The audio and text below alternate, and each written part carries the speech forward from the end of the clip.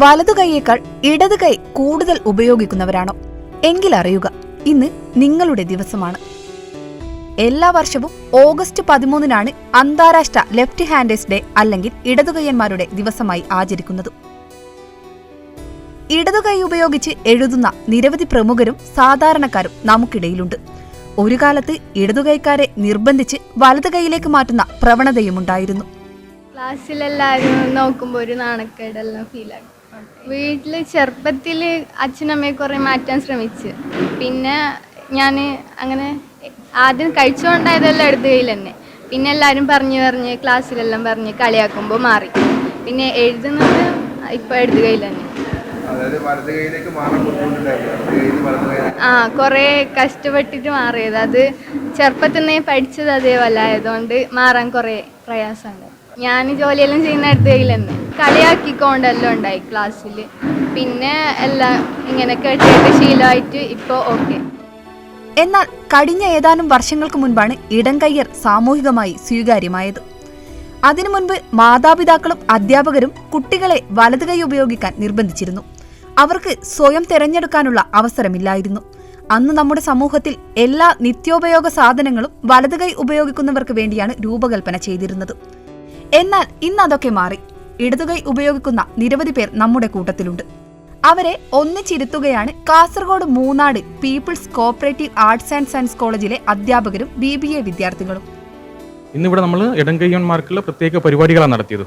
ഉദാഹരണത്തിന് അവരുടെ right skill, എഴുത്തിൻ്റെ നീറ്റ്നെസ്, ഇടത് കൈകൊണ്ട് എഴുതുമ്പോൾ എത്രമാത്രം വൃത്തിയാക്കുന്നുണ്ട് എന്ന് പരിശോധിക്കാൻ വേണ്ടിയുള്ളൊരു മത്സരം സംഘടിപ്പിക്കുന്നുണ്ട്. പിന്നെ അവരുടെ ക്രോഡീകരണ ശേഷി, ഓർഗനൈസിങ് സ്കില്ല് പരിശോധിക്കുന്നതിന് വേണ്ടി വ്യത്യസ്ത ക്ലൂ കൊടുത്തുകൊണ്ട് ഒരു ചിത്രം തയ്യാറാക്കുന്ന കാര്യം നമ്മൾ നടത്തുന്നുണ്ട്. പിന്നെ ഒരു ലക്ഷ്യസ്ഥാനത്തേക്ക് ഒരു വസ്തു എങ്ങനെ എറിഞ്ഞെത്തിക്കാം എന്ന് പരിശോധിക്കുന്ന മത്സരം നടക്കുന്നുണ്ട്. അങ്ങനെ ഒരുപാട് മത്സരങ്ങൾ നമ്മൾ നടത്തുന്നുണ്ട്. ഇപ്പോൾ ജില്ലാതലത്തിൽ നടക്കുന്ന ഈ പരിപാടിയിൽ വിവിധ സ്കൂളുകളിൽ നിന്നും കോളേജുകളിൽ നിന്നും ആൾക്കാർ എത്തിയിട്ടുണ്ട്. എഴുത്തും ചിത്രം വരയ്ക്കലും വിവിധ കളികളുമായി ഇടതുകൈക്കാർ ഒത്തുകൂടി. ജില്ലയുടെ വിവിധ ഭാഗങ്ങളിൽ നിന്നും നിരവധി ഇടതുകൈയ്യന്മാർ പരിപാടിയിൽ പങ്കെടുത്തു. ഇടതുകൈക്കാരിയായ 4 വയസ്സുകാരി ആശ്വിയാണ് ഉദ്ഘാടനം ചെയ്തത്.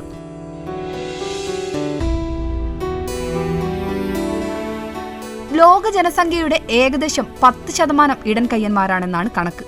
അവരിൽ പ്രശസ്തരായ ധാരാളം ആളുകളുണ്ട്. ഇതിൽ ലോക നേതാക്കൾ, കലാകാരന്മാർ, അഭിനേതാക്കൾ, ശാസ്ത്രജ്ഞർ, കായിക താരങ്ങൾ, എഴുത്തുകാർ, സംരംഭകർ എന്നിവരും ഉൾപ്പെടുന്നു. നമ്മളിപ്പോൾ ലോകത്ത് പ്രശസ്തരായ ഒരുപാട് ആൾക്കാരുടെ പേരെടുത്ത് നോക്കിയാൽ നമുക്ക് മനസ്സിലാകാൻ പറ്റും. അവരൊക്കെ പ്രശസ്തമായിട്ടുണ്ട് അവരുടെ മേഖലയിൽ.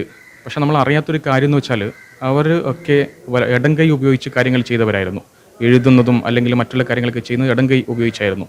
ഉദാഹരണത്തിന് മോഹൻദാസ് കരംചന്ദ് ഗാന്ധി, നമ്മുടെ Mahatma Gandhi, mother Teresa, Albert Einstein, Ratan Tata, Amitabh Bachchan, Sachin Tendulkar, ഇവരൊക്കെ ലോകപ്രശസ്തരായവരാണ്. പക്ഷെ അവർ ഇടംകൈയ്യന്മാരാണ് അല്ലെങ്കിൽ ആയിരുന്നു എന്ന് നമ്മൾ പലർക്കും അറിയില്ല. അപ്പോൾ ഇപ്പോഴും ഇടംകൈയ്യന്മാർക്ക് ഒരുപാട് വേദികളുണ്ട്, വളരാനുള്ള അവസരമുണ്ട്. പക്ഷെ നമ്മളത് പ്രോത്സാഹിപ്പിക്കുന്നില്ല എന്നുള്ളതാണ് വസ്തുത.